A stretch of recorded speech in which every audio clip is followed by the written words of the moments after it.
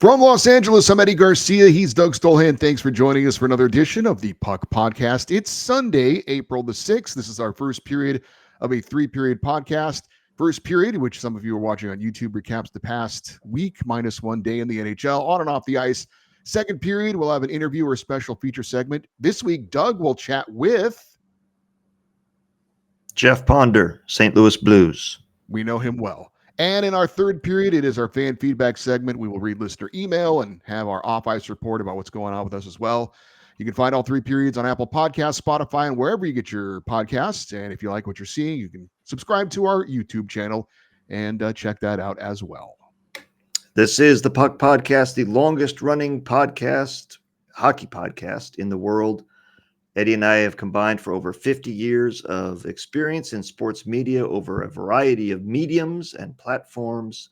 And every week since 2006, we've delivered a comprehensive recap of the week that was in the NHL, covering all 30, then 31, now 32 NHL teams, equally focusing on the highlights and happenings from across the league. And if it was a big story, that's where we start off. And for that, I turned it over to my friend, my co-host, and a man who still believes in the Easter Bunny, Eddie Garcia. I love that he also is able to give us those delicious chocolate eggs. But we are going to get to the big story in the NHL here momentarily, and we are a little bit lucky because of the timing of this. But the reason we are recording this show on Sunday afternoon, and we will not be recapping all the games from Sunday, last-second decision was made, and I'm going to be hosting the inaugural episode of Locked On NHL Game Night in a few hours. It is a new podcast and YouTube show recapping the night in the NHL. Excited about this opportunity. I hope fans of this show will be interested in supporting that show as well.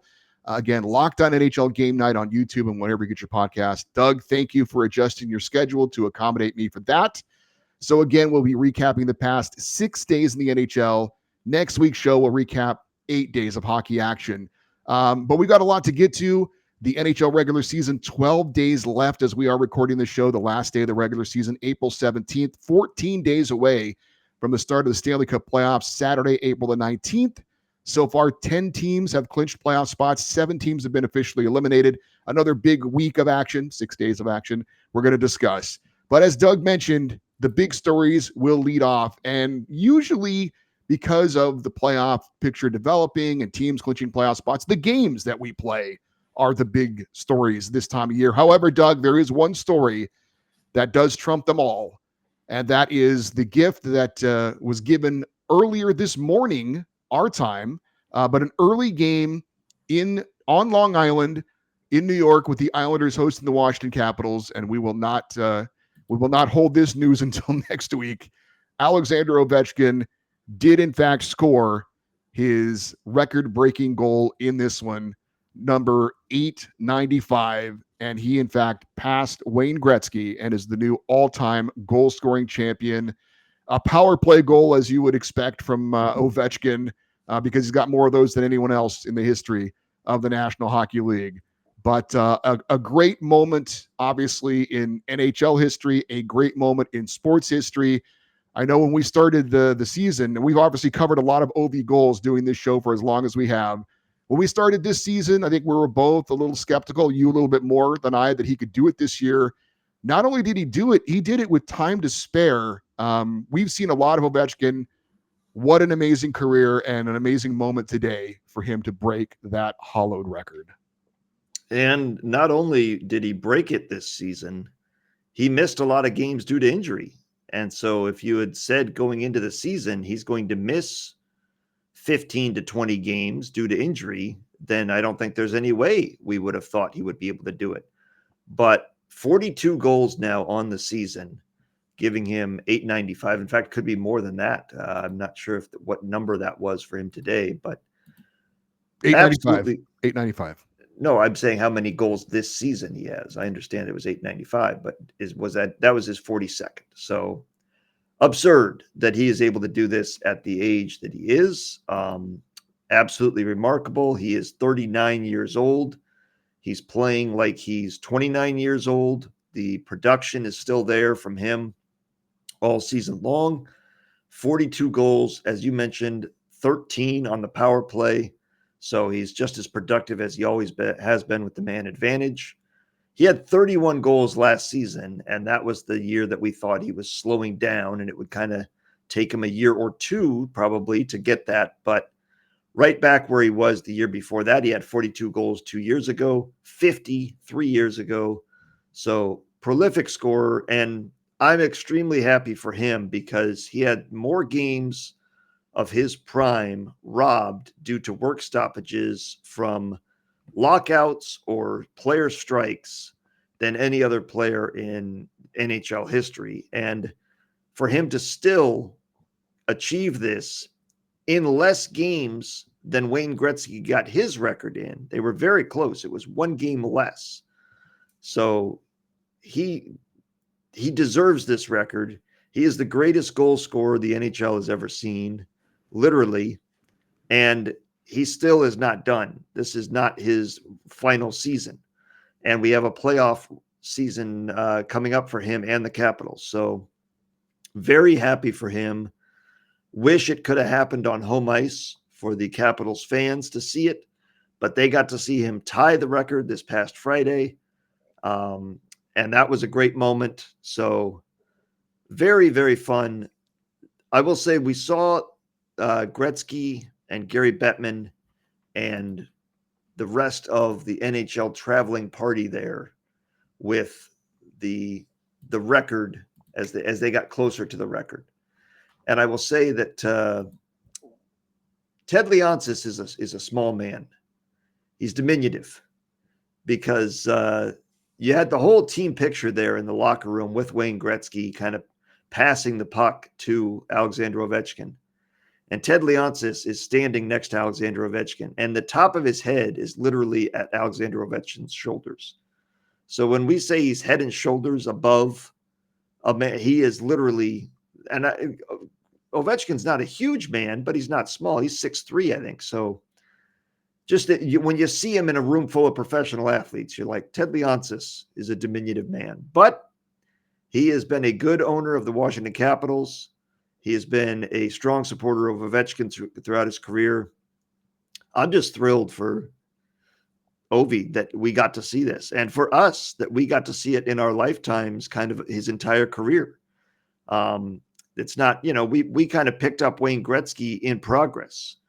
When you and I got into hockey, he was already the greatest player that had ever played. And we didn't get to see his entire NHL career. We saw all of Ovechkin, and we will see the years to come. And to know that, it's possible somebody will break this record. Obviously, things can change in hockey, the rules, the style of play, the equipment. But this one, I think, was going to last for quite a while. And I'll be surprised. Well, I'll be gobsmacked if we're still doing this show when somebody breaks his record. We're doing it from our hospital beds or our nursing homes, but I think it'll be the AI versions of us doing the show at that point. Probably so. You mentioned it though. One huge factor that will be an impediment to anyone who tries to approach this. He's hurt this year, and he comes back like he didn't miss any time. His strength, his health, his longevity, the production, and the durability is what really sets him apart from any other player. And you mentioned Ted Leonsis, and Wayne Gretzky played for 4 different teams.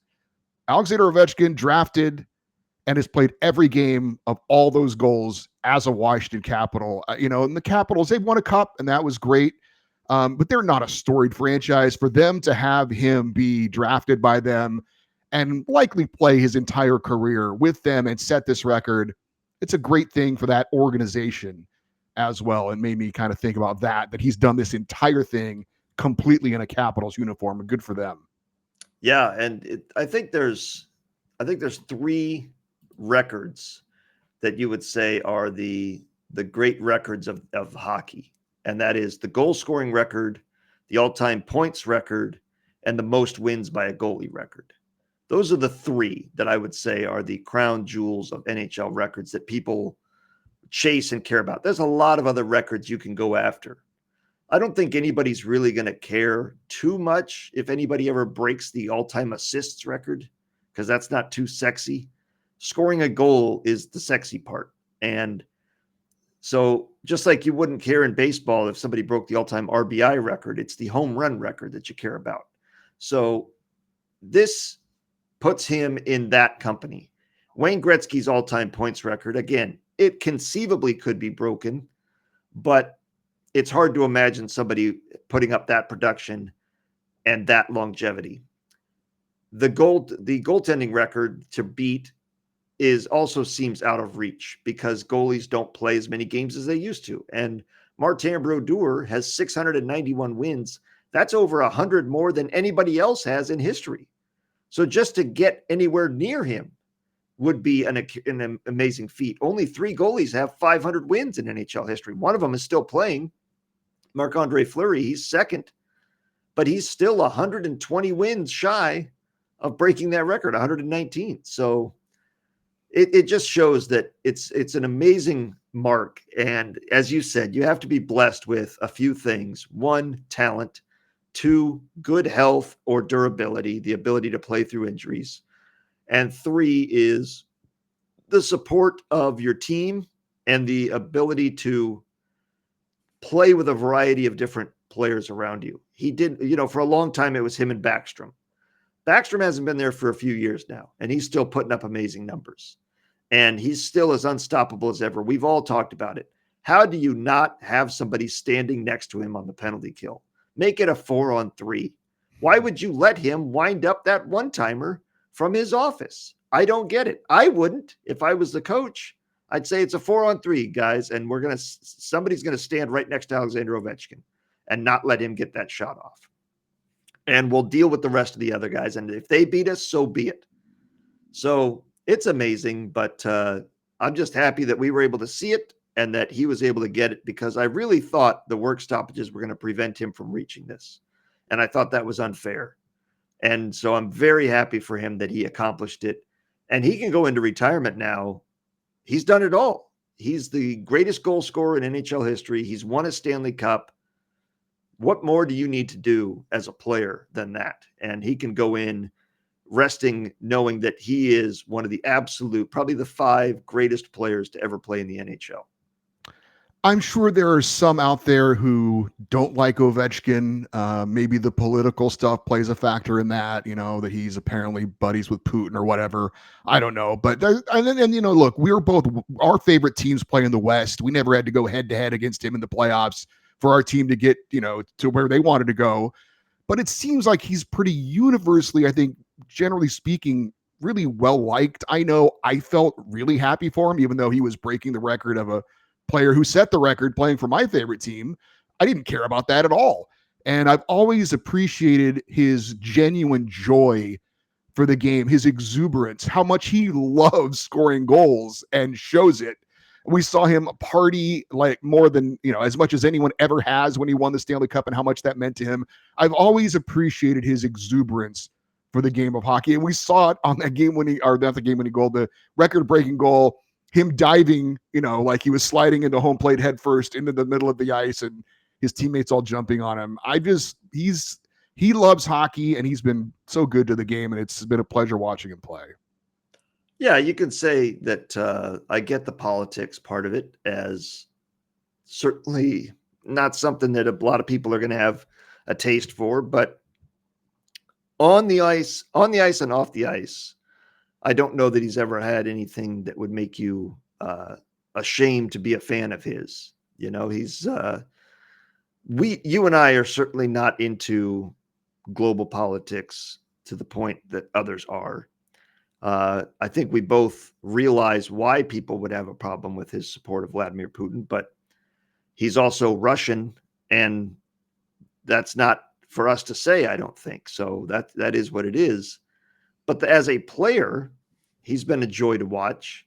He's one of those guys that if you don't have a game to watch that night, it's worth throwing on an Ovechkin game just to see if he does something crazy. I remember many years ago, we did exactly that when we had the center ice package. I was barbecuing on the patio, and my wife started screaming out with amazement, and I ran in there, and it was the goal that he scored from his back behind him against the Phoenix Coyotes at the time. And that's the kind of thing, that's why you throw that game on there, because you never know what he's going to be able to do. And so it's been a pleasure watching him. He's one of the few players left that predates the podcast. He was a rookie the year before we came on the air, but seeing the majority of his career, yeah, he's been, and when he won the cup, I think a lot of people like Ray Bourque were very happy that he won that cup. He's won 3 MVPs. He's won multiple scoring titles. And there's a push already I've seen to rename the Maurice Rocket Richard Trophy after him when he retires, because look, it's named after who's the best goal scorer of the season. And nobody is a better goal scorer in NHL history than Alexander Ovechkin. So what better way to honor him than by naming the award after him? And I think that's an appropriate thing to do. I think if you're an all-time leader in a category, that's a legitimate qualification to have a trophy named after you. Well, there is some precedence for that, right? They renamed the player MVP award the Ted Lindsay Award, right? So there is a precedent for changing the name of an award. So I wouldn't be against that, actually. I'm sure some folks in Canada might not like that, but who knows? All right. Well, I mean, it is, the guy's been the leader in the Rocket Richard Trophy, I think, 9 times?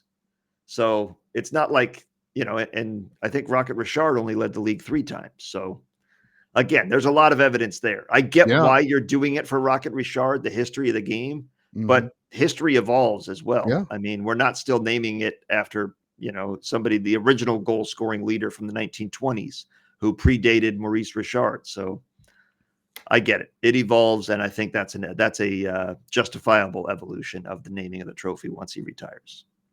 All right. Well, once again, congratulations to Alexander Ovechkin. I think we're both, and I think a lot of hockey fans, very excited that he was able to do it this year. We knew he was going to do it, but it certainly was more thrilling to see him get it to do it in this season. And it was not only a great story for hockey, but as you work for the NFL Network, I've worked in sports talk radio for a long time.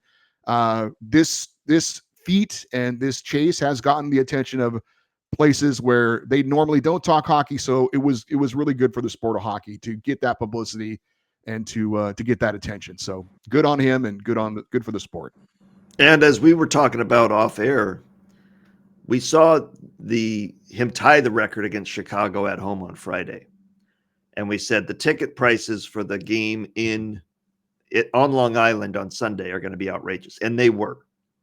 The cheapest ticket I saw was $600 for one ticket. And the cheapest ticket for the next Islanders game, by the way, is $80. Now that's more than I thought it would be.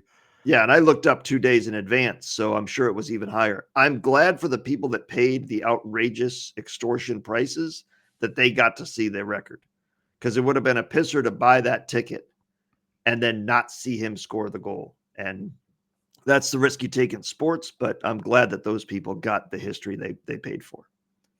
All right, let's get back to telling you the story of this past week in the NHL, and we will go back to Monday, where we had 4 games on the schedule, and the Flames knocked off the Avalanche in Denver 3-2 in a shootout to keep their faint playoff hopes alive. Calgary fell behind 2-0, then scored 2 in the third to tie it, and then Yegor Sharangovich scored the only shootout goal to win it, as the Flames get a much-needed 2 points to snap a 7-game losing skid against the Avalanche. Calgary at the time 5 points out of the final wildcard spot in the West. Cale Makar in the loss would score his 28th goal of the season. Nathan MacKinnon had an assist, NHL leading 80th assist of the year, and he extended his home point streak to 25 games. Also took over the NHL points lead with 110. Colorado did get a point out of it, but could not gain ground on Dallas in the race for home ice and in their first-round playoff matchup, because the Stars won their 6th in a row, downing the Kraken in Seattle 3-1. Matthew Shane and Wyatt Johnston scored 45 seconds apart in the first period. That was all the offense Dallas would need. For Duchesne, his 29th. For Johnson, his 30th. Mikhail Granlund added his 20th for good measure. And Casey DeSmith had 35 saves in net. Dallas moved 8 points up on Colorado for home ice in the first round of the playoffs. For Seattle, Capo Caco scored the lone goal. He set a new career high for points in a season with 41. Kraken 2-10 all time against the Stars and have only 1 regulation win in their history against Dallas. Well, for Dallas, Wyatt Johnston, that was his 30th goal, his 2nd consecutive 30-goal season, just 21 years old. He's the 2nd player in franchise history to have consecutive 30-goal seasons at 21 or younger. Brian Bellows also did it back in 1982 through 1984. And Johnston also extended his goal streak to 5 games, his second run of a 5-game goal-scoring streak. He also did it at the end of March or at the end of February. The 5th player in the last 30 years to post multiple 5-game goal-scoring streaks at 21 or younger. The others, Alexander Ovechkin, Patrick Laine, both of whom had 3 5-game goal-scoring streaks before turning 22. Patrick Kane and Steven Stamkos. So very good company there. And as for the Avalanche, Nathan MacKinnon, his 110th and 80th assist of the season, reclaiming the Art Ross Trophy lead at that point. He became one of just 12 players in NHL history to achieve 3 consecutive 110-point seasons. So he is on a historic run here. He also became the 4th skater of the past 30 years to have consecutive 80-assist seasons. Connor McDavid, Nikita Kucherov, and Joe Thornton also did that in the last 30 years. And McKinnon's home point streak is now at 25 games, joining legends like Wayne Gretzky, Mario Lemieux, and Guy Lafleur. So Nathan MacKinnon is, as we all know, one of the greatest players in today's game, but historically, he's going to go down as one of the greatest players of all time with his consistency and his production. Devils edged the Wild 3-2 in a shootout. Matt Boldy's 25th of the season tied it up late in the third, but Minnesota failed to get a shootout goal. Paul Cotter and Jesper Bratt did score in the shootout. Nico Hischier gets his 34th of the year in regulation in the win for New Jersey. With the point, Minnesota did move 1 point back of the Blues for the number 1 wildcard spot in the West. And that's 100 career goals for Matt Boldy. And with that goal, Luke Hughes, by the way, his 22nd career multi-point game, passing Scott Niedermayer for second most by a defenseman in franchise history before turning 22. He's only 21 years old, obviously. And how, of all the people, I've never heard of this person before, but Barry Beck holds the record for most multi-point games by a Devils defenseman in their franchise history, I should say, before turning 22. I've never heard of Barry Beck. Are you familiar with that name, Eddie? No, that name does not sound familiar at all. No, well, he's got a record in that franchise, and that's a team that's had a lot of good defensemen over the years, so that's impressive. We had the Flyers getting by the Predators 2-1 as Philadelphia moved to 3-0 since the firing of head coach John Tortorella. Defenseman Jamie Drysdale scored the game winner for Philadelphia, while goalie Ivan Fedotov had 28 saves in net, and rookie forward Matvei Michkov 2 assists in the victory. And that's his 18th multi-point game for Michkov, his rookie season. That ties Peter Zezel for 6th most by a Flyers rookie. And since 2005-2006, he's tied for 9th in most multi-point games as a rookie. And if he can record 3 more before the end of the season, he'll move up to a tie for 4th on that list with Artemi Panarin. Moving on to Tuesday, 10 games on the schedule, and the Capitals beat the Bruins in Boston 4-3. Alexander Ovechkin scored his 38th goal of the season, career goal number 891, moving him at that point 4 away from Wayne Gretzky with 8 games left to play. Tom Wilson's 32nd goal of the season would be the game winner in the third. In the loss for Boston, David Pastrnak scored his 37th of the year. Bruins had lost 9 in a row at that point.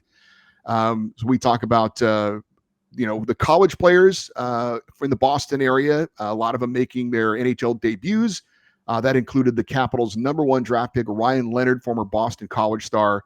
No points for him for the Hobey Baker Award finalist, but a standout college player joining the Capitals and getting to play his first NHL game there in Boston, where he was a college star for many seasons. Forget that. He gets to play in a historic time with Alexander Ovechkin scoring his, more on that coming down up. history. More on that coming up. What a debut for that. What an atmosphere. And in addition to scoring his 891st career goal in this game, Ovechkin overtook Gordie Howe for most goals in the NHL after the age of 30. That was his 416th goal after he turned 30 years old. And he tied Wayne Gretzky for the most first period goals in NHL history with 241. Canadians edged the Panthers 3-2 in overtime. Nick Suzuki tied it up with the goal he pulled with 9 seconds left in regulation and then scored the overtime game winner. He had 2 goals in the game, numbers 24 and 25. Quite a night for the Habs captain. Lane Hudson had 3 assists. He moved his points total on the season at that point to 57, leading all NHL rookies. And Montreal moved 2 points up on both the Blue Jackets and Rangers for the final wildcard spot in the East. For the Panthers, they remained 2 back of Toronto for first in the Atlantic Division. And next time you watch a commercial that is 30 seconds, keep this in mind. Nick Suzuki scored with 9 seconds left in regulation to tie it, and then scored again 29 seconds into overtime to win the game. That's 2 goals in 38 seconds of play to get his team 2 points. They were going to lose in regulation. Instead, he got him a point for getting into overtime and then another point for winning. That's the second shortest gap between a regulation goal and an overtime goal in NHL history, with only the Great Eight having completed it faster in 37 seconds. So very fast change of outcomes there for the Canadiens and Nick Suzuki. And Lane Hutson had 3 assists to reach 57 on the season, passing Chris Chelios for the highest single season total by a rookie defenseman in franchise history, second most in NHL history behind Larry Murphy, who had 60 back in 1980-81. Hutson has 62 points on the season at that point, which is the 7th most by a rookie blue liner in league history and the highest since Brian Leach back in 1988-89 when he had 71. Historically good year from Lane Hutson, the runaway Calder Trophy winner, in my opinion. And if the Habs end up making the playoffs, they will circle that performance by Nick Suzuki. Oh, those 2 points. Yeah. I mean, from regulation loss to win in 38 seconds, all on the stick of Nick Suzuki, their captain. Against the defending Stanley Cup champs as well, no doubt. Yeah. Yep. Lightning down the Islanders in New York 4-1. That was the Islanders' 6th straight loss. Jake Gensel gets the go-ahead goal, his 28th of the year. Andrei Vasilevsky, 28 saves in net. Nikita Kucherov, 2 assists to reclaim the NHL points lead from Nathan MacKinnon with 111 at the time. Tampa Bay moved 1 point back of the Maple Leafs for first in the Atlantic. Islanders dropped 5 points out of the final wildcard spot in the East. After the game, head coach Patrick Waugh called out forward Anthony Duclair. 2 days later, the Islanders announced Duclair had left the team, been granted a leave of absence to evaluate things. So not a great season for Anthony Duclair. He just signed a 4-year deal with the Islanders at the beginning of the season. Well, he's getting paid. Those checks are going to keep coming. But I don't know what they've done behind the scenes before this, but it's very rare you see a coach call out a player like this publicly.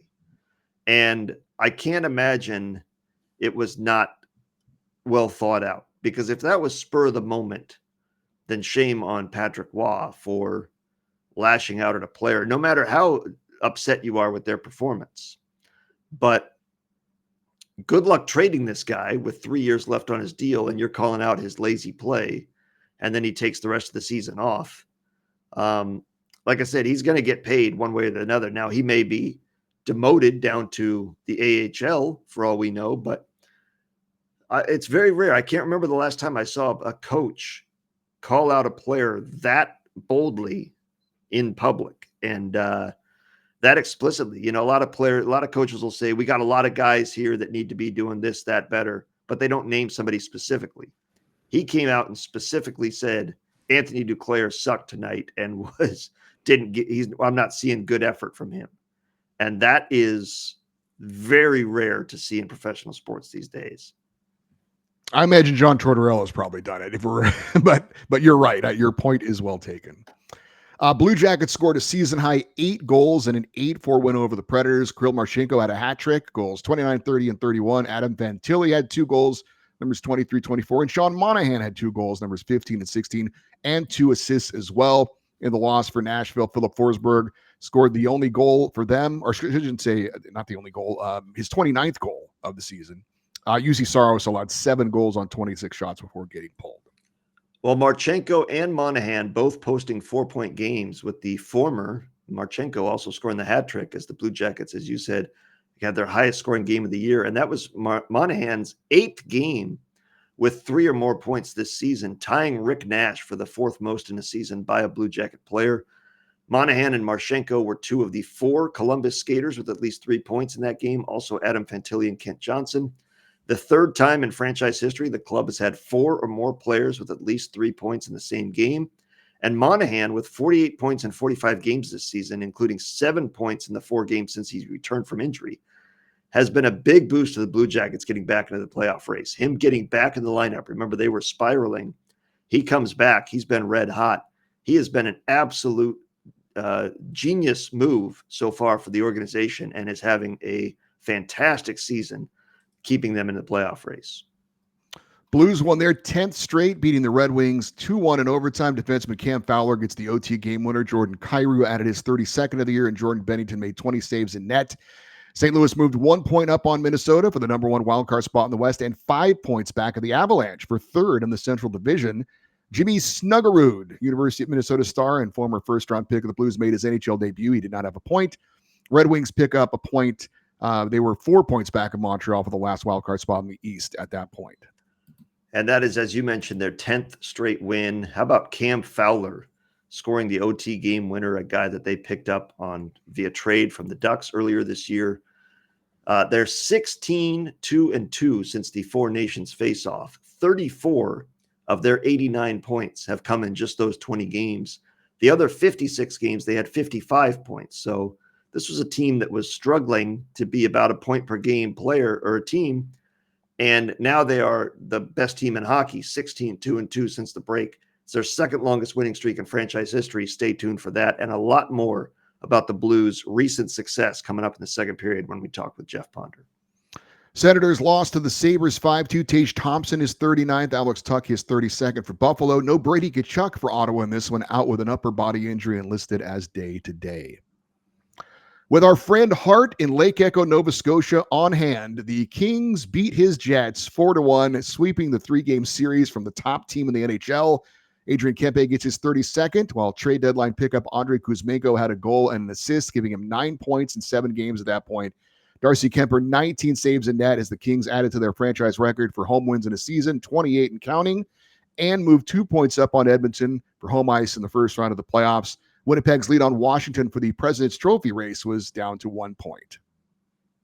Impressive win against the Jets, who have been one of the top offensive teams, but the Kings on home ice are elite defensively, and it was one of those something's got to give.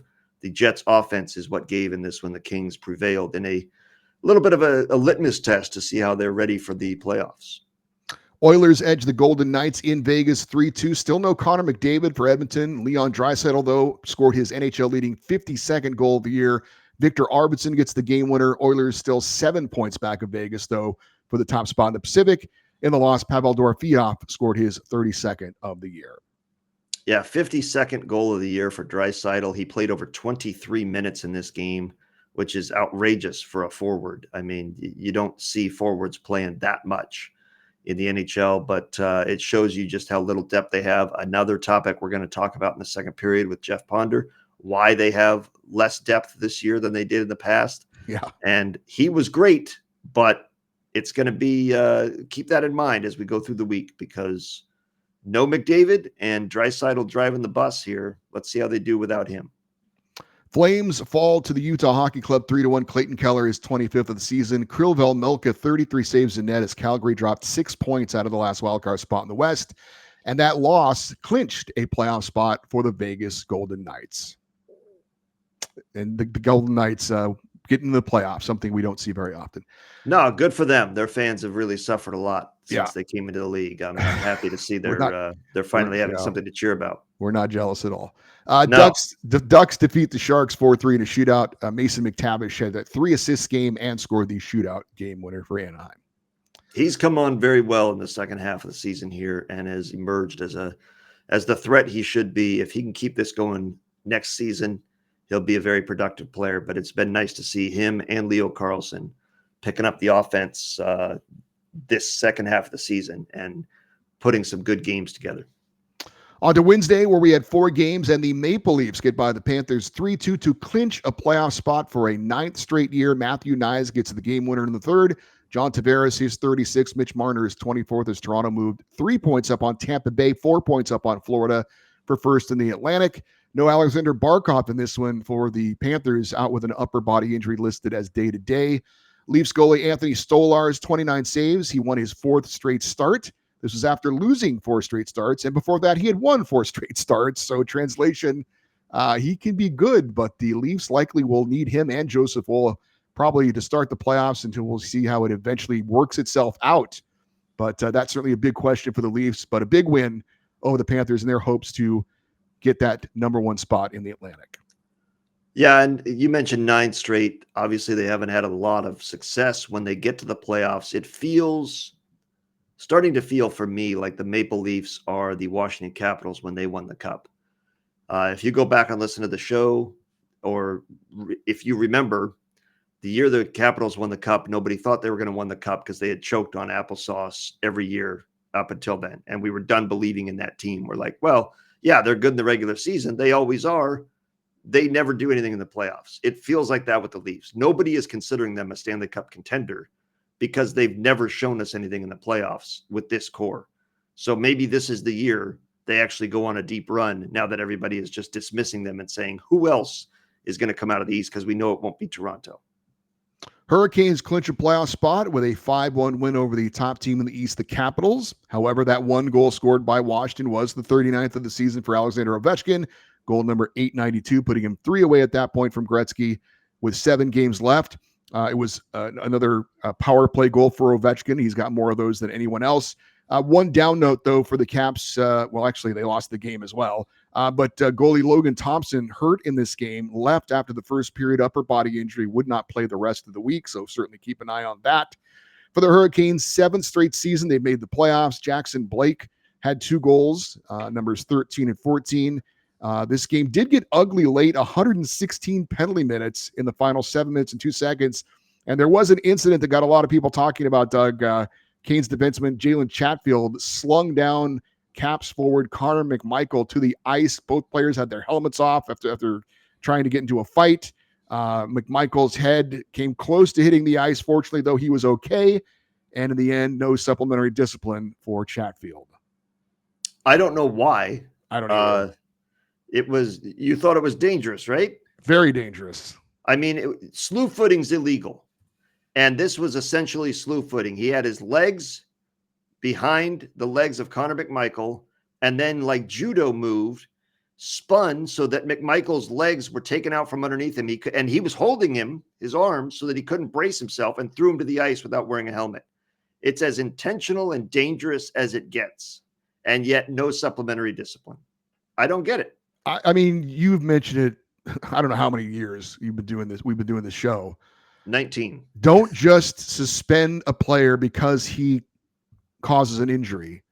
Right. Suspend him for the act so that maybe it prevents someone from doing this again and preventing an injury. It's not just about punishment. It has to be about prevention as well. And this is a classic case of that. And they still drop the ball. 100%. That was an intentionally dangerous act with an intent to injure. There's no other intention behind that. So very reckless, absolutely no place for that in the game, and yet no punishment whatsoever. That's a joke. And the next time, as you said, if I'm a player now, I'm using that as a fighting technique.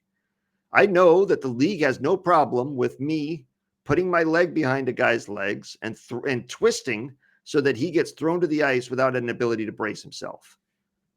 Well, great. I heard somebody say that they didn't want to do it because there was no precedent for throwing a guy down and not. Then set the precedent. Exactly. Set a precedent. Make a precedent. There's no precedent for anybody shooting somebody on the ice, so we can't suspend him. I'm afraid it's just no discipline here, folks. How about when Sean Avery did his thing against Martin Brodeur? They put a rule in the next day. Yeah. Had anybody ever done that before? Right. No. And what was he doing that was illegal? He just made the league look bad. That's all. Yeah. He was just literally facing, if you don't remember, he was literally facing Martin Brodeur and screening him with his arms up because he knew I'm trying to take his eyes away. And that's exactly, they're like, you can't do that anymore. Well, first of all, why not? He's not injuring anyone. He's not bothering anyone other than the goalie. He's doing exactly what he's supposed to be doing. We all hate Sean Avery on this show, but still, the guy wasn't doing anything to put somebody's health at risk. This did. And if God forbid McMichael went face first into the ice, we're talking about a 20-game, maybe a 40-game suspension. It was a bad move. Both of those guys involved in that are extremely lucky. Obviously, McMichael that he didn't get seriously injured, and Chatfield that he didn't get the hell suspended out of him for if he would have hurt him. So, yep. But it again, as you referenced, the NHL is waiting for you to cripple somebody or put their life in danger before they act. If you do something dangerous that could have seriously injured somebody but didn't, no problem. It's stupid, and it's been that way forever. And the people that run Department of Player Safety are goons. We're talking about George Peros, a guy that had no hockey ability beyond fighting. And so he looks at it from that perspective. It's not the Department of Player Safety should be people that won the Lady Bing, that followed the rules. It's enforcement of the rules, not goons. You don't have the mob in charge of the courts. That's exactly what you have here, though, is the people that broke the laws are now in charge of the laws, and that's ridiculous. Rangers got by the Wild 5-4 in overtime in a fun but sloppy game. Vincent Trocheck scored the overtime game winner. Artemi Panarin gets his 34th of the year, 2 assists as well. He's red hot. At that point, 23 points in his last 11 games for the Breadman. New York moved into a tie with Montreal for the final wildcard spot in the East. For Minnesota, with the point, they did move into a tie with St. Louis for the number 1 wildcard spot in the West. And Chris Kreider getting his 10th career 20-goal season, the second most in franchise history. JT Miller becoming the 4th active U.S.-born player to reach the 700-point milestone in this game.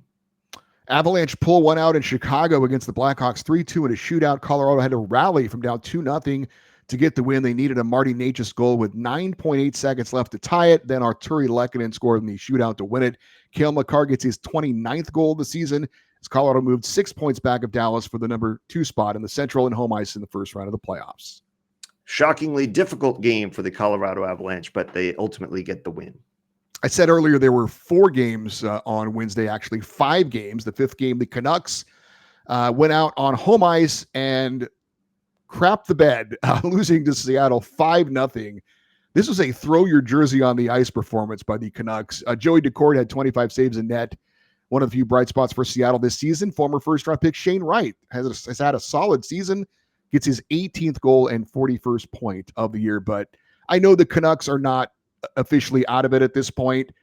But, I mean, to go out at home against the Seattle team and just lay down like they did. I mean, they win the division last year, and this year from the soap opera with JT Miller and Elias Pettersson, and now all the soap opera going along with Rick Tocchet going to be back. It has just been a very disappointing season, to say the least, for the Canucks. Yeah, and I'm no soothsayer, but I can say that Rick Tocchet is not going to be back. He's going to go coach the Philadelphia Flyers because he's a perfect fit for that organization in every way. And they're going to be looking to change things after this disastrous season in Vancouver. All you want as a fan is effort. You can live with results if your team plays well, plays hard. And if they are giving good effort and their score doesn't go their way, you can live with it. But when you see poor effort like that, and look, that's what Patrick Waugh was calling out from Anthony Duclair. He didn't think he was getting good effort from a guy that has the security of a long-term contract. So I get it, but that's got to be very disappointing. I'm surprised we didn't see jerseys littering the ice there after that game. But then again, they're very expensive right now, so maybe not. You mentioned the Maple Leafs getting their 9th straight. That is the longest active streak in the NHL for teams making the playoffs. And the Hurricanes are now on 7 years, matching the Hartford Whalers run from 86 to 92 for the longest run in franchise history. And Rod Brindamore's made the playoffs every year since he took over as head coach in 2018. So the only other similar coaches to begin their run and make the playoffs every year, Mike Keenan, 11 straight years, Darryl Sutter, 8 straight years with the Flames, Joel Quenneville, 7 years, Brian Suter, 7 years, and Pat Burns, 7 years as well. So Rod Brindamore, an elite coach. Hopefully he gets on a better run in the playoffs as well. And John Tavares, by the way, that was his league-leading 15th goal since the Four Nations face-off break. At this point, he has 30 goals and 61 points. It is a contract year for him. Buyer beware on him this summer. He's been great, but I suspect it's because he knows it's a contract year. He'll be 35 at the start of next year. Anyone signing him should expect a 20-goal man with about 50 points at best, and that quickly tailing off to 15 goals and 30 to 40 points. And yet somebody is going to severely overpay that guy this summer. I guarantee it. 9 games on Thursday, and the Blues edged the Penguins 5-4 in overtime, but that's 11 wins in a row at that point for St. Louis. Robert Thomas gets the OT game winner. Jake Neighbors had a couple of goals, 20 and 21. In the win for St. Louis, there was a loss as forward Dylan Holloway left with a lower body injury. They're saying week to week, and there's not a lot of weeks left in the NHL season, so that's a tough injury for him and the Blues. In the loss for Pittsburgh, Rutger McGroarty gets his first career NHL goal. Yeah, the guy that they got from Winnipeg, the one that they that would not sign with the Winnipeg Jets. And you're like, why not? Winnipeg's one of the best teams in the league right now. Well, he signed with one of the worst teams in the NHL right now, but he did get his first goal. So nice moment for him. For the Blues, this is a little bit of revenge, as the Penguins were the last team to beat them before they started this winning streak. Canadians beat the Bruins 4-1. Cole Caulfield, his 35th. Nick Suzuki is 26, and Sam Montembeault, 18 saves in net, as Montreal moved 2 points up on the Rangers for the final wildcard spot in the East. And Nick Suzuki getting his 80th point. He is just the second Habs player to have 80 points in a season in the last 25 years. Wow. How about that? The other is Alex Kovalev back in 2007, 2008. Interesting. Good stat. Avalanche clinch a playoff berth by defeating the Blue Jackets 7-3 in Columbus. Blue Jackets had a 3-2 lead before Colorado scored 5 unanswered goals. Nathan McKinnon had one, his 31st. Cale Makar gets his 30th and becomes the 9th NHL defenseman ever to score 30 goals in a season. The last to do it, Mike Green, in the 2007-8 season. For the Blue Jackets, they fell 4 points back of the Canadiens for the final wildcard spot in the East. The others to do it, by the way, Paul Coffey. In the last 40 years, I should say, the others to do it are Paul Coffey and Kevin Hatcher.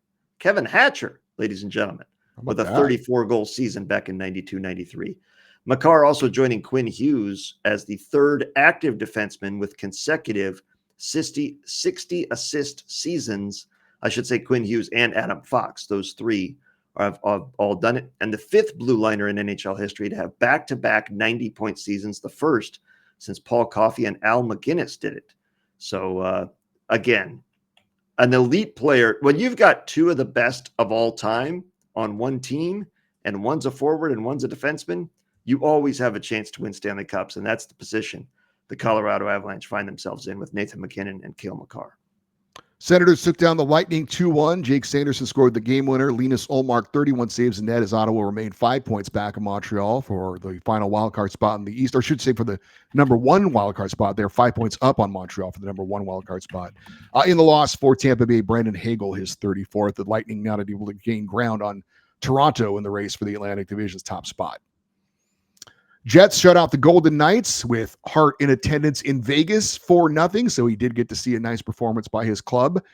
Eric Comrie, 26 saves in net in the shutout for Winnipeg. Mark Scheifele added his 37th of the year as the Jets tie a franchise record for most wins in a single season with their 32nd win of the year? Let me double check how many wins the Winnipeg Jets have on the season.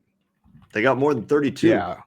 Yeah, 52 wins on the season for the Winnipeg Jets. A few more, Yeah, you shorted them 20. Sorry, I was just, and that's not nothing. Want to see what Hart's reaction would be when I said that. Kings pulled out a 4-2 win over the Utah Hockey Club on the road. Adrian Kempe, his 32nd, Kevin Fiala, his 29th of the year. Oilers got by the Sharks in San Jose 3-2. However, Edmonton star and NHL leading goal scorer Leon Draisaitl left with an injury. It did not look good. Looked like maybe a groin injury. And remember, he had just come back from an injury recently. Connor McDavid also did not play in this game. Oilers remain 2 back of LA for that number 2 spot in the first round, and home ice advantage in the first round of the playoffs. Yeah, I mean, we talked about it a couple of weeks ago when both of them were injured, and you said what was the number one Googled term in Edmonton, and it was how to tie a noose. Seeing him labor around the ice, and as you said with the Dylan Holloway, there's just not enough weeks left for him to get fully healthy. You would think. I mean, they've clinched a spot, so shut it down. They actually have not clinched yet, but they will. Okay, yeah.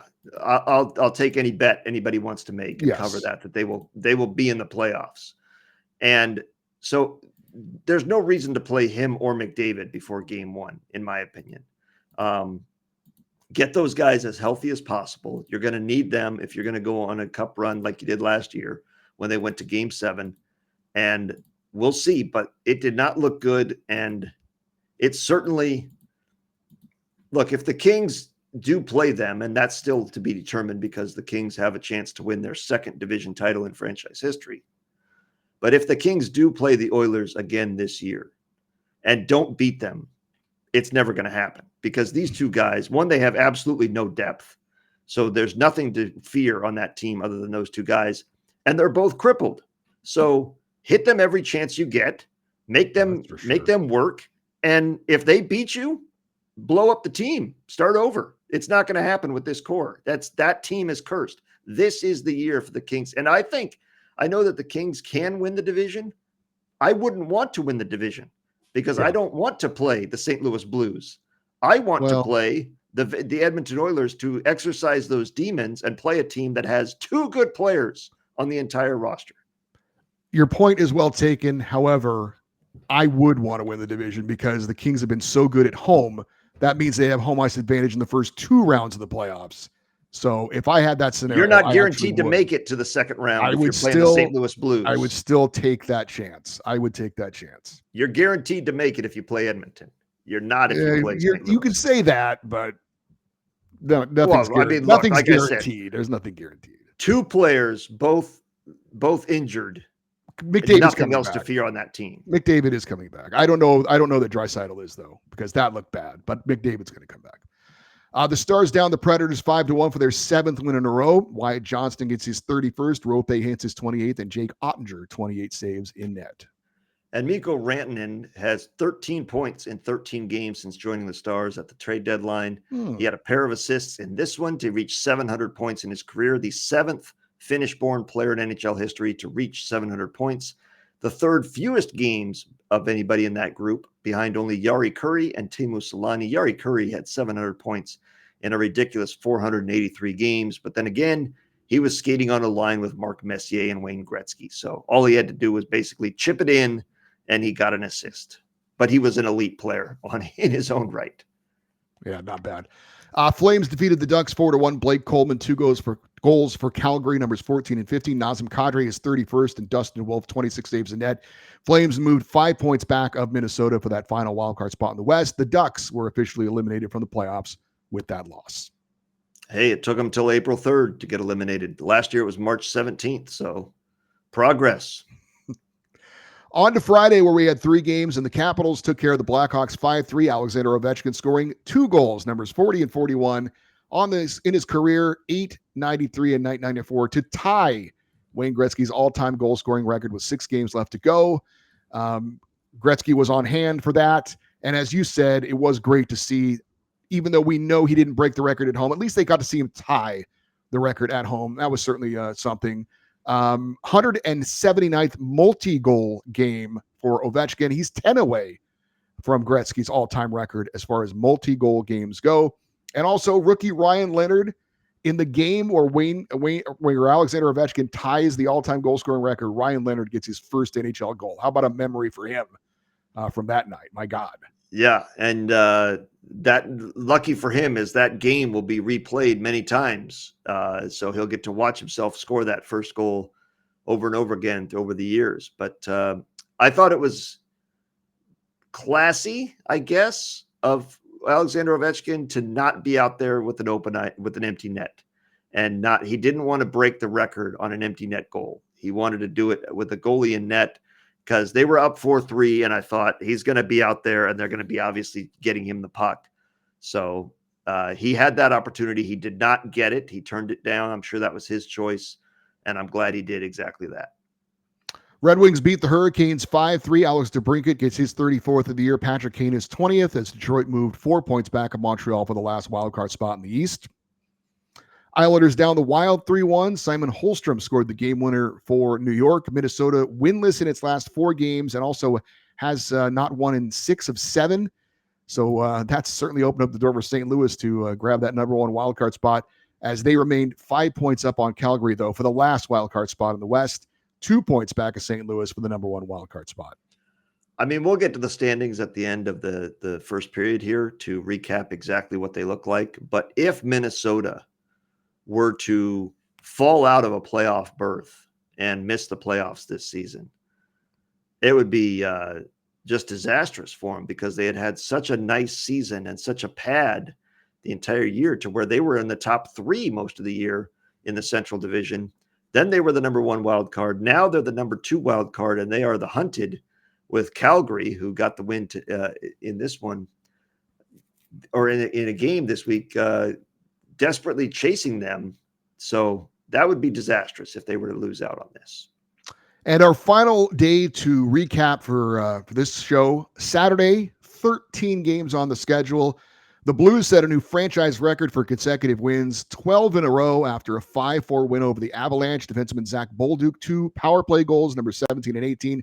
Jake Neighbors gets his 22nd. Robert Thomas his 21st. St. Louis moved 4 points up on Minnesota for the number 1 wildcard spot in the West. In the loss for Colorado, Nathan MacKinnon scored his 32nd of the year, giving him 115 points in the season.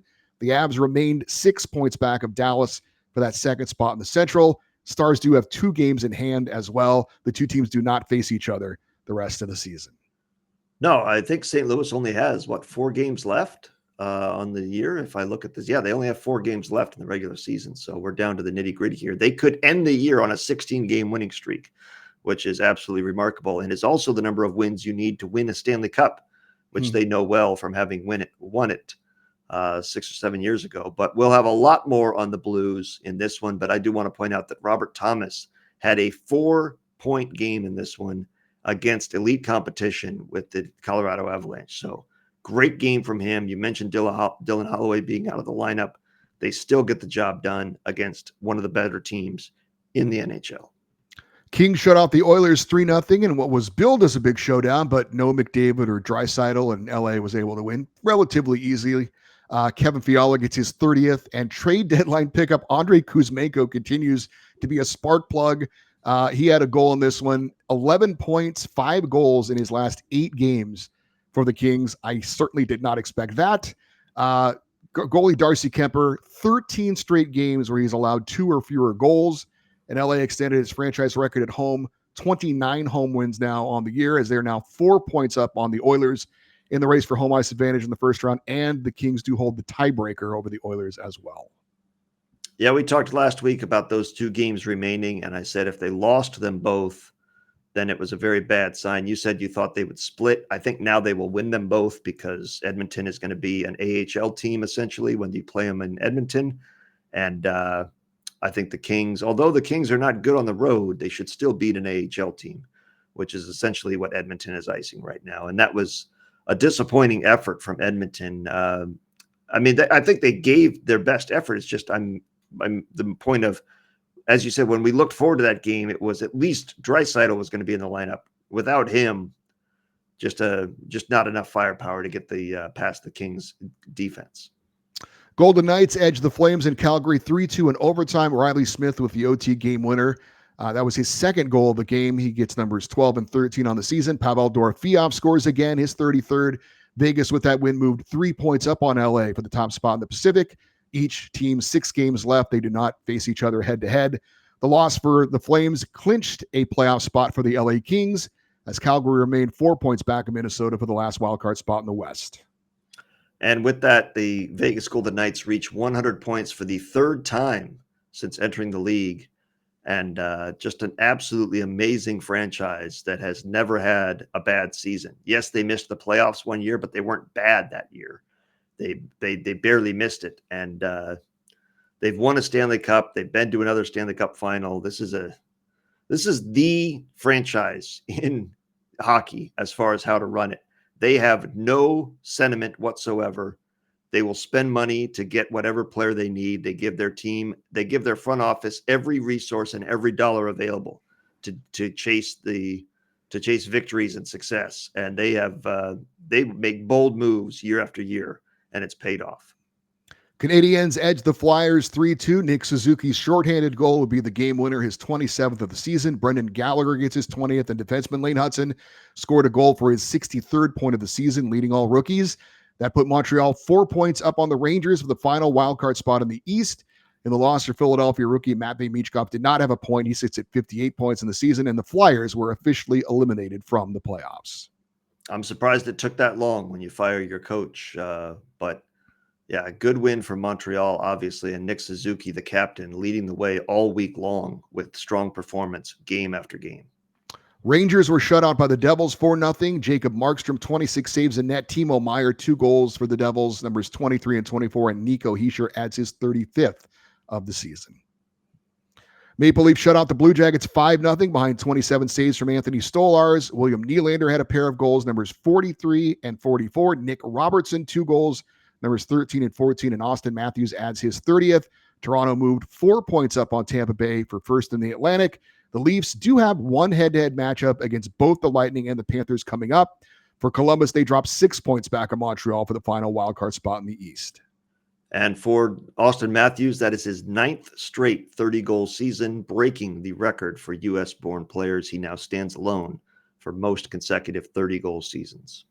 Lightning fall to the Sabres 3-2 in a shootout. Tage Thompson hits the 40-goal mark, and Jack Quinn scored the shootout game winner for Buffalo. In the loss, Braden Point gets his 39th goal of the season. Tampa Bay remained 2 points up on Florida for the number 2 spot in the Atlantic and home ice in the first round. However, they do get a point out of that with the shootout loss, and that did clinch a playoff spot for Tampa Bay. That's their 8th straight playoff appearance, and they have made 3 Stanley Cup finals since 2020. So this is a dangerous team going into the postseason. Senators shut out the Panthers 3-0 behind 40 saves from Anton Forsberg. Drake Batherson gets his 22nd of the year, and that was all the offense that Ottawa would need in this one. Still no Brady Tkachuk, who I'm sure they're being cautious with him with his injury. Senators had a 5-point lead on Montreal for the number 1 wildcard spot at that point. Florida did clinch a playoff spot because of losses to both the Rangers and the Blue Jackets. Again, Florida clinching a playoff spot. Yeah, so they're back in after winning the Stanley Cup last year, and they will continue their attempt to be the 10th franchise in NHL history to win back-to-back Stanley Cups. Stars lost to the Penguins 5-3. Sidney Crosby with a hat trick, goals 28, 29, and 30 on the season. Evgeny Dadonov had a hat trick in a losing effort for Dallas, goals 17, 18, and 19. Jets lose to the Utah Hockey Club 4-1 in his 20th consecutive start. Goalie Kirill Velmelka made 32 saves in net. Clayton Keller scored his 26th of the year. Mark Scheifele had the lone Winnipeg goal, his 38th. And Connor Hellebuck did play in this game and took the loss for the Jets. Jets lead on the Stars for first in the Central remained at 4 points. Stars do have a game in hand, and they do face the Jets head-to-head coming up before the end of the season. By the way, Kirill Velmelka is only 482 consecutive starts away from equaling Glenn Hall, who has the NHL record for consecutive starts by a goalie with 502. Start the chase. You talk Let's about get the daily unbreakable update. records. You talk about unbreakable records. That's one. Yeah, nobody's going to go. Nobody's going to starts. go 5 straight seasons and then go into the next one with starting every single game. That's not possible in this day and age. It would be the NHLPA would file a grievance, give the man a night off. My goodness. And amazingly, look, Utah in their first year, we talked about it when they moved there from Arizona, that they had a lot of nice pieces. They added some good pieces in the offseason.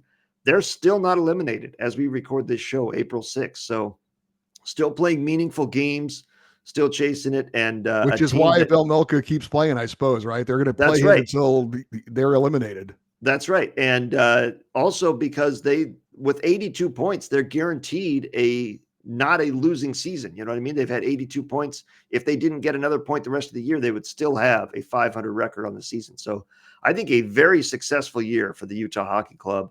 Hopefully they have a name and a playoff berth next season. By the way, speaking of goalies, just a real quick aside. So Logan Thompson got hurt. And so the Caps had Charlie to call Lindgren. up. What's his name? No, Charlie Lindgren is the right. But they called up somebody to back up Lindgren, and he got to be on the bench wearing a baseball cap, as you like to say, eating nachos for Ovechkin tying and then breaking the record. Yeah. How about that? I wanted to get the guy's name. I don't. It's not on their official stats list because he hasn't appeared in a game. But I'll find it here. What an amazing call up for that guy. That's a hell of a story to tell. Hunter Shepard. How about that? Good for him. Those are his name are both first and last are both jobs. Okay. Well, I don't know if anybody puts Hunter on their when they fill out their application. Dog the Bounty Hunter did. I suppose. Well said. The Canucks down the Ducks 6-2. Vancouver scored 5 goals in the first period to get the win. Brock Besser gets his 26th. In the loss for the Ducks, Troy Terry gets his 20th. The Canucks 6 points back of Minnesota for the final wildcard spot. Not officially out of it yet, just like Utah, but so inconsistent. But they got to win. They needed to win. They beat the Ducks. I hope the Ducks told Brock Besser, we'll see you soon. Yeah, that's a guy they need to sign in the offseason. Bruins beat the Hurricanes 5-1. David Pastrnak a hat trick, goals 38, 39, and 40. Jeremy Swayman 39 saves in net for Carolina. Justin Robida scored his first career NHL goal. Boston, though, officially eliminated from the playoffs with Montreal's win. How about this? That was David Pasternak's first career natural hat trick. So a guy that has had a lot of success in his career, but never the natural hat trick until now. And that was 100 wins in his career for Jeremy Swayman. And finally, the Kraken down the Sharks in San Jose 5-1. Jared McCann, 2 goals for Seattle, numbers 19 and 20, and Joey Decord, 23 saves in net. And that brings us to the standings, and these are the standings going into Sunday's action. We will start in the Atlantic Division, where you see all 3 top teams have now clinched playoff spots, but the winner of this division is yet to be decided, although the Maple Leafs certainly. They've played the same number of games as the Lightning and Panthers, but we mentioned there are 2 head-to-head games for the Leafs going up against, one against Tampa Bay, one against Florida, but 98 points for the Leafs, 47-25 and for the record, 4-point lead over Tampa Bay for first, and a 6-point lead over Florida atop the division. Yeah, and that road trip, you mentioned the head-to-head, it's coming up this week. They go to Florida on Tuesday to play the Panthers, and then the next day they play the Lightning in Tampa. So very difficult road trip there, and that could change the standings completely if they lose both of those games in regulation. As for the Metropolitan Division, the top 2 teams have clinched. The Capitals, 107 points on the season. The Hurricanes have 96 points, and the Devils have yet to clinch yet. They have 89 points, but they will eventually get that 3 spot in the Metro. Over to the Central Division, where all 3 top teams have clinched. Jets, 108 points, but the Stars, again, a game in hand, and they're 4 points back of Winnipeg, and they will play each other head-to-head, so we'll see about that. Things could get interesting there. With Dallas also, as we are recording this, I believe, riding a 7 or 8 game winning streak. The Avalanche have also clinched. They have 98 points on the season. Going to be a very difficult path out of the Central, but for sure, whichever team comes out is going to be battle-hardened. It's just a matter of your health, because not only are these teams playing great, the Blues are the best team in the NHL over the last month. So just an absolutely loaded division. Minnesota, no chance of getting out of the first round or advancing with the way they're playing and with the competition they have to face. And in the Pacific, Kings and Golden Knights have clinched playoff spots. Vegas, as you mentioned, 100 points on the season, 3 points up on the Kings. They do not play each other head-to-head. Both have played the same number of games, 78. The Oilers yet to clinch, but they will. 93 points, though, again, 4 points back of the Kings for home ice in the first round of the playoffs. Just to clarify, both the Kings and Golden Knights have played 76 games and have 6 games remaining. So plenty of time, even though there's not head-to-head, for them to catch and pass the Golden Knights, especially since 4 of their 6 are on home ice, where the Kings are essentially unbeatable. And checking the Eastern wildcard standings right now, Ottawa, 88 points, the number 1 wildcard team. Montreal, 83 points, checking in at that number 2 wildcard spot. The Rangers are the first team on the outside looking in. They are 4 points back of the Canadiens. They both played 76 games.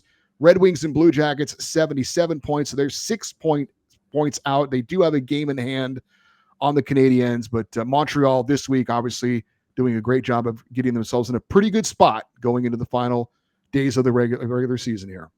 Think about that one game we talked about against Florida, where huge. Take those 2 points off, and it's a 2-point gap now with 6 games to play. 4 points in 6 games is a pretty significant gap. It doesn't look like a lot. It doesn't sound like a lot, but it's, the Montreal just has to basically get 6 points in their final 6 games. So go 3-3 or, get some overtime losses here and there.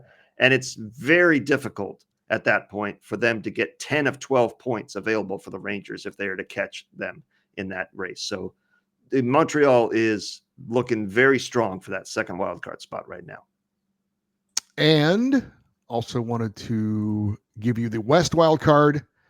The Blues right now, 93 points with the number one wild card spot, riding the winning streak.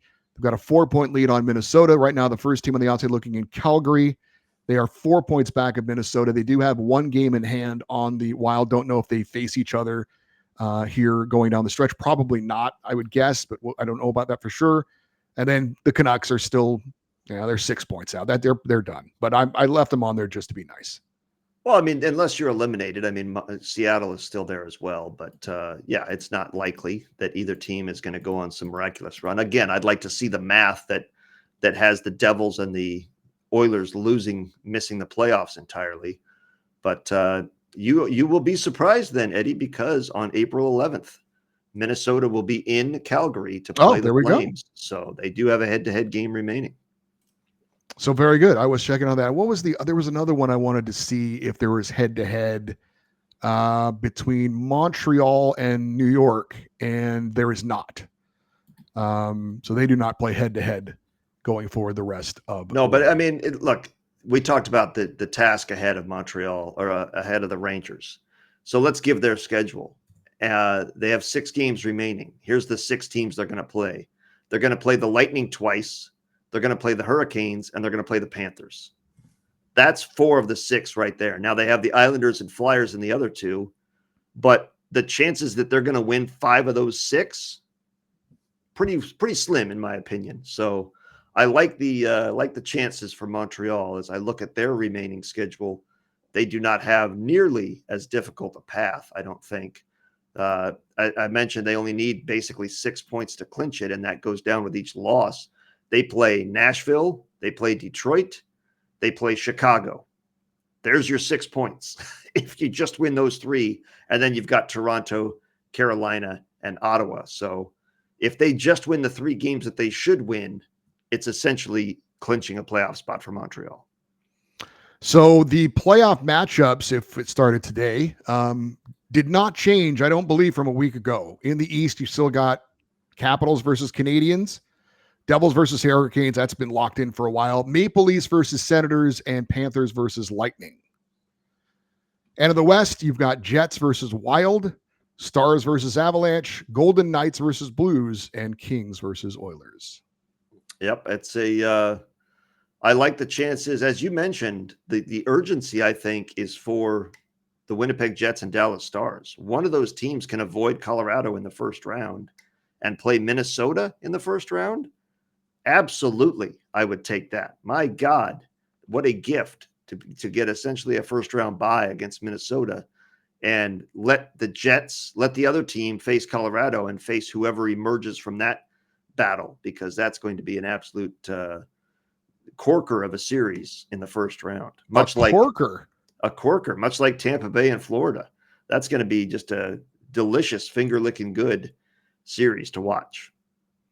All right, that'll do it for our first period of our YouTube show. If you're enjoying what you were watching, you can hear the rest of our show and the remaining 2 periods coming up on our podcast. Search Apple Podcasts and Spotify for Puck Podcast, and you can enjoy that. We've got an interview coming up with Jeff Ponder talking about the St. Louis Blues, and then, of course, listener emails in the 3rd period. If you are watching, though, on YouTube, that'll wrap up this show. I'm Eddie Garcia. He's Doug Stolhand, and we will talk to you next week with another edition of the Puck Podcast.